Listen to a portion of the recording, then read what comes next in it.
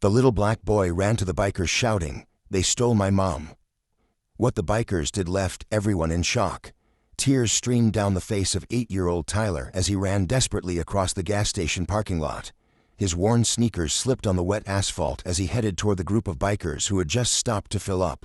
"Please help," the boy cried, his voice breaking with despair. "They took my mom. The cops took her."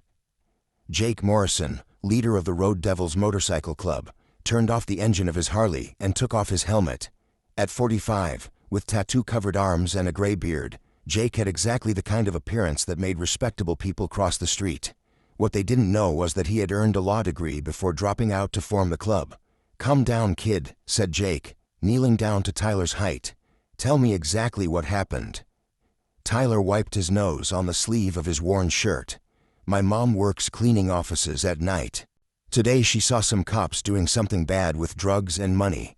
When she got home, they showed up and said she was a drug dealer. But she's not. She's never done anything wrong." Tommy Tank Rodriguez, Jake's right-hand man, approached as he listened to the conversation. A former military man with 2 medals of honor, Tank knew corruption when he heard it. "Where did they take her?" Jake asked, his voice remaining calm despite the anger that was beginning to boil inside him. "To the Pine Street police station. The fat cop with a mustache said she'd disappear if anyone believed her word against theirs," Tyler sobbed. Jake and Tank exchanged a meaningful glance. They knew Detective Robert "Bobby" Carson from a Pine Street police station well. An arrogant 50-something who treated people like Tyler and his mother like disposable trash, Carson had built a reputation as a tough-on-crime cop.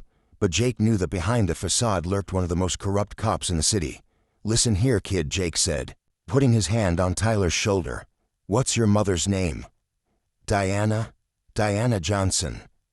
Jake nodded slowly. Diana Johnson. He remembered her. A hard-working woman, always polite when they passed each other on the street. She had never shown any fear or prejudice against the club. And now she was paying the price for being in the wrong place at the wrong time. "Tank, call the rest of the crew," Jake muttered. "Mickey, Razor, and Diesel. Now." What Detective Carson had no idea was that he was about to discover that underestimating people based on their appearance can be the most costly mistake anyone makes in life. If you're enjoying this story of how a group of bikers decided to take on police corruption, don't forget to subscribe to the channel, because what happened next will show you that sometimes justice comes from where we least expect it. While Jake and his bikers were heading to the Pine Street police station, Diana Johnson was learning firsthand how the system works when you don't have money for expensive lawyers or surname that opens doors. "Listen here, little black girl," Detective Carson growled, leaning over the interrogation room table. His bulging belly pressed against his bulletproof vest as he tapped his fat fingers on the metal table. "You can make things easier for all of us. Sign here confessing that you were selling crack in the office building, and I guarantee you'll be out on parole in 2 years." Diana kept her arms crossed, her hands still trembling slightly. "I've told you 1,000 times. I was cleaning the offices when I saw you exchanging money for bags of drugs with those men in suits. I didn't do anything wrong." Carson let out a cruel laugh that echoed through the windowless room. "See?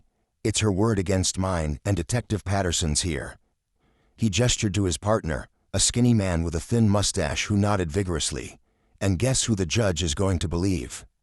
What Carson didn't know was that 3 blocks away, Jake Morrison was parking his Harley in front of the law office where he had worked 15 years ago. The sign was still there, "Martinez and Associates Criminal Law." "Jake." The surprised voice of Maria Martinez, his former partner, came from the second floor. "My God, how long has it been?" 5 years, Jake replied, climbing the stairs with Tank right behind him. "Maria, I need a favor, and I need it fast." Maria, a 50-year-old Latina lawyer who had built a solid reputation defending difficult cases, noted Jake's current appearance, the leather, the tattoos, the gray beard, but his eyes remained the same as when they had been the most feared criminal lawyers in town. "What happened to you after you left?" she asked, pouring coffee. "I discovered that justice in court is different from justice in real life," Jake replied dryly. "But today we need both kinds." Meanwhile, back at the police station, Carson was gaining confidence. In his limited mind, Diana was just another problem that would be easily dismissed by the system. He had no idea that Tyler had sought help, much less that this help had teeth. "Look," Carson said, flashing his yellowed teeth in a malicious smile. "I know you have a little boy. It would be a shame if he ended up in the adoption system while his mommy serves 10 years for trafficking, wouldn't it?" Diana felt tears burn her eyes, but she kept her composure. "My son knows where I am, and he knows the truth." "Oh sure," Carson laughed. "Who's going to believe an 8-year-old black kid, especially when he's questioned about the special cigarettes his mommy hid at home?" Diana's blood ran cold. She knew Carson was lying, but she also knew how evidence could magically appear when it suited certain police officers. Patterson, who had remained silent until then, approached with an almost amused expression. "Detective Carson, perhaps we should explain to her how things work around here. You see, Diana. I can call you Diana, right? This district has a 94% conviction rate for drug-related crimes, especially when the defendants are, well, like you." Carson nodded, satisfied. "And do you know why that rate is so high? Because I'm very, very good at my job." What none of them knew was that Jake had just left the city's digital archive, where Maria still had privileged access due to her ongoing cases. In his hands, he carried a stack of documents that would make Carson wish he had never gotten out of bed that morning. "Tank," Jake said, looking at the papers. "Remember when I told you that sometimes the law is on our side? Well, I just found 15 years on our side." Tank looked over Jake's shoulder, and his smile was fierce. "That son of a bitch has no idea what's coming, does he?" Back in the interrogation room, Carson was feeling invincible. "Last warning, Diana. Sign the confession or I guarantee you'll never see your son again outside of a 15-minute visit on Sundays." Diana lifted her chin, meeting Carson's eyes directly. "I won't sign anything because I haven't done anything wrong. And if you think you can intimidate me by threatening my son, then you don't know the women in my family." Carson was about to respond when the door to the room burst open. "Detective Carson," said the sergeant on duty, looking nervous. "There's a lawyer downstairs who wants to talk to you. He says it's about Mrs. Johnson and that he has some documents you'll want to see." Carson frowned. That wasn't part of the plan. "What lawyer?" "A guy named Jake Morrison. He's with some friends."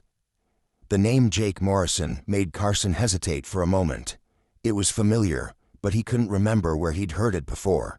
What he didn't notice was Diana's expression changing subtly, not to one of hope, but to something much more dangerous. Recognition. Because Diana Johnson knew that name too, and if Jake Morrison was there, it meant that Tyler had managed to do something no respectable adult had done in years: find someone willing to stand up to Carson on equal terms. What the arrogant detective couldn't imagine was that he was about to discover that underestimating people based on appearances can be a fatal mistake, especially when those people know exactly where the bodies are buried.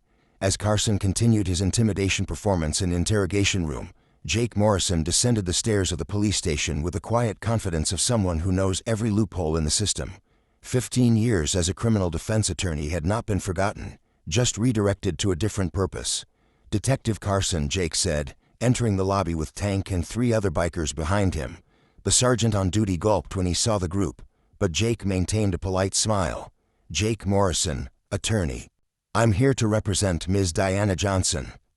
Carson descended the stairs with his characteristic arrogance, adjusting the belt that barely held his belly in place. "Lawyer," he laughed, looking Jake up and down. "What kind of lawyer hangs out with a gang of bikers?" "The kind who doesn't charge for cases of blatant injustice," Jake replied calmly, handing him a briefcase. "I believe you'll want to take a look at these documents before proceeding with the interrogation." Carson took the briefcase dismissively, not even bothering to open it. "Listen here, biker dressed up as a lawyer. I don't care what paper you bought on the internet. Diana Johnson was caught red-handed with drugs and—" "Detective," Jake interrupted, his voice maintaining the professional tone he used in court. "I strongly recommend that you open this folder. The first document is a copy of the court order requesting all security recordings from the Oak Street commercial building for the past 6 months." Carson frowned, finally opening the folder. His eyes quickly scanned the official letterhead. "That doesn't prove anything. Recordings can be edited, misinterpreted." "The second document," Jake continued, "is a copy of the Internal Affairs report on your financial activities for the past 2 years. Interesting how your bank account shows regular deposits of $15,000 that don't match your official salary." Carson's face began to redden. "You're fishing in dangerous waters, biker." Tank stepped forward, crossing his muscular arms. A decorated former military man, he had seen many men like Carson trying to intimidate innocent people. "Boss," he muttered to Jake, "do you want me to explain to him how fishing in really dangerous waters works?" Jake raised his hand discreetly, signaling Tank to stay calm. "The third document is where things get interesting, detective." An affidavit from Marcus Williams, accountant for the construction company Riverside Development, detailing how you and your partner Patterson received consulting fees to facilitate building permits in specific areas of the city. Carson swallowed hard, his hands beginning to shake as he leafed through the papers. That's just allegations. No hard evidence." "Ah, but I have hard evidence," Jake said, pulling a tablet out of his leather jacket. "Maria Martinez, my former partner, has privileged access to the city's digital archives. You know what we found when we cross-referenced the dates of your bank deposits with the approvals of building permits." On the tablet screen, Jake showed a detailed spreadsheet. Each row showed a date, an amount deposited into Carson's account, and a permit approved in the same period. The pattern was so obvious that even a jury of ordinary people would understand it in seconds. "Fascinating coincidence, don't you think?" Jake smiled sarcastically. $15,000 deposited on Monday, $2 million permit approved on Tuesday. That's happened 23 times in the last 2 years. Patterson, who had come downstairs to see what was going on, turned pale when he saw the documents. "Carson, maybe we should." "Shut up, Patterson." Carson growled, but his voice no longer had the same authority. Sweat was beginning to form on his forehead. These documents could be forged. Jake laughed genuinely for the first time since he had arrived. "Fake FBI files. Because the fourth document is a preliminary report from a federal investigation into police corruption in urban districts. Guess which police station has been under investigation for 6 months?" The tablet now showed an official document with the FBI seal. Carson immediately recognized some names on the list, including his own, highlighted in yellow as a person of priority interest. "Impossible," Carson muttered. "No one knew about the investigation." "No one knew officially," Jake corrected. "But when you have contacts in the federal justice system, certain information reaches the right ears, especially when those people care about real justice." Tank smiled fiercely. "Boss, can I speak now?" Jake nodded. Tank approached Carson, his imposing height causing the detective to involuntarily step back. "You know what the difference is between us and you guys, Carson? We may look scary on the outside, but inside we fight for the wronged. You look respectable on the outside, but inside you're rotten to the bone." Mickey Razor Thompson, the third biker, had remained silent until then. A former private investigator, he approached carrying his own briefcase. "Jake, show him the best part." Jake took Mickey's briefcase and removed a series of photographs. "These are photos of you and Patterson receiving money from Thomas Riverside last Thursday." Mickey has a knack for photographic documentation. The photos were crystal clear. Carson and Patterson in a dark parking lot, receiving an envelope from a man in a suit. The sequence showed the money being counted, the handshakes, even Carson putting the envelope in the glove compartment of his personal car. This particular meeting, Jake continued, took place exactly 24 hours before Diana Johnson witnessed a similar transaction. What an extraordinary coincidence, don't you think? Carson was now visibly shaking, realizing he had fallen into a carefully planned trap. You were following me?" "Not you specifically," Mickey replied with a predatory smile. "We were investigating Riverside Development on suspicion of money laundering. You just happened to show up in the photos as an unexpected bonus." Tank laughed. "Boss, wanna tell him about the recorder?" Jake shook his head with feigned concern. "Ah, Carson, I'm sorry to inform you that Diana Johnson is smarter than you imagined. When she witnessed your meeting on Thursday, she had the presence of mind to record the entire conversation on her cell phone." Carson felt the blood drain from his face. That's inadmissible in court." "Actually, it's not," Jake corrected with obvious satisfaction. "Diana was on public property. The conversation was